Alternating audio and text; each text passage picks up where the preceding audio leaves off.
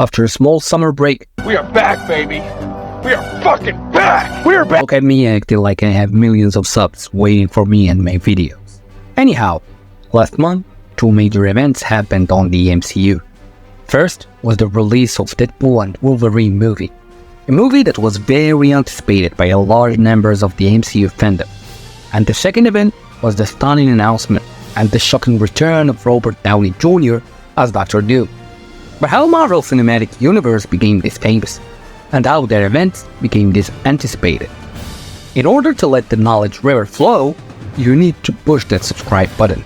That's the specialist's words, not mine. Today, Marvel is a huge name in the movies industry, with popular heroes like Spider-Man, Captain America, to Iron Man and Thor. You will hardly find someone who hasn't heard of Marvel and their cast of spectacular heroes. Marvel has grown to a worldwide sensation, dominating the comic, film, and even television and toy markets. In 1933, Martin Goodman, a magazine publisher, founded his company, Timely Publications. Goodman worked with Western pulp magazines for much of his career, but wanted to expand into the growing comic book industry. Timely's first publication was Marvel Comics #1.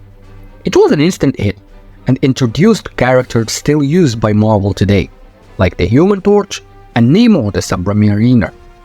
With the success of their first issue, Timely had to expand its staff.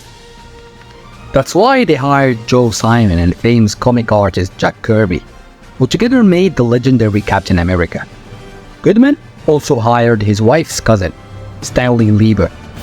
Lieber started as an office assistant, but he quickly rose up to the ranks of a writer and editor.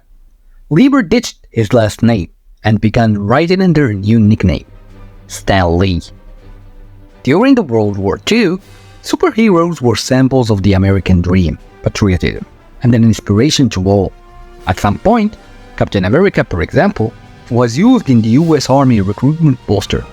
In the 1950s, Goodman renamed the company into Atlas Comics, and instead of stories about superheroes, the company made a wide variety of comics from horror and romance to war and even Bible stories. At that time, they followed the trends to ensure they would make a profit and avoided trying to make an innovative impact on the market. They tried to revive some of their classic heroes, but they ended up failing miserably. In 1961, Stan Lee had an idea of how to revamp their classic heroes for a modern audience. The company was under huge pressure, especially with the rise of their rivals DC Comics, who successfully launched a new line of heroes. These reboots were all published under the new iconic name of Marvel Comics. Stan Lee thought that their superhero comics should diverge from childish tales and focus on a more mature audience. Heroes in Marvel Comics commonly fought against those seen as enemies in American culture, such as communists and the Viet Cong. The heroes were always perfect and rarely fought outside of homeland disputes. It was at this time when Marvel created their most iconic heroes, like Spider-Man, Thor, Hulk, and the X-Men. In 1968, Marvel Comics reached a massive popularity, selling over 50 million comics a year.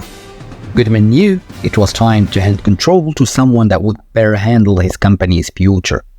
He sold Marvel Comics to the Perfect Film and Chemical Corporation, and stayed on as publisher and promoted Stan Lee to editor-in-chief.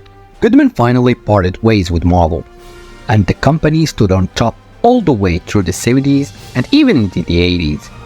They managed to keep success with new storylines featuring their most popular heroes and making massive crossovers between them. But in the 90s, Marvel took a devastating hit. Many of the company's top artists and writers left to form their own company, which they named Image Comics, known for their famous Spawn comic book series. Marvel also got bodied during the 90s by DC in sales, to the point that they filed for bankruptcy on the 27th of December 1996. They attempted to turn their luck with the Heroes Reborn reboot, but they failed again. Luckily for them, Disney came to the rescue, and in 2009, Disney acquired Marvel Comics for nearly $4 billion.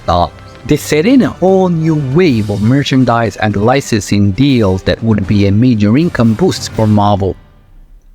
Disney produced many animated shows for Marvel, and in return, Marvel produced numerous comics and graphic novels for Disney. Under the Disney regime, Marvel had a lot of reboots, and basically all of Marvel's mega hits were under the new regime, such as the Avengers movies, the Black Panther movies, Doctor Strange, and many other hits.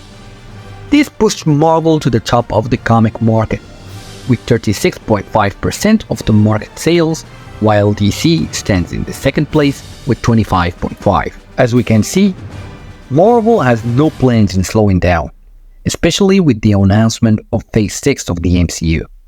They came a long way, from dime comics and magazines to billion-dollar feature films. It's easy to see their outstanding cultural impact. Will Marvel's influence ever be matched? It's hard to say, but thankfully, one thing's for sure, the heroes we know and love will be around for a long, long time.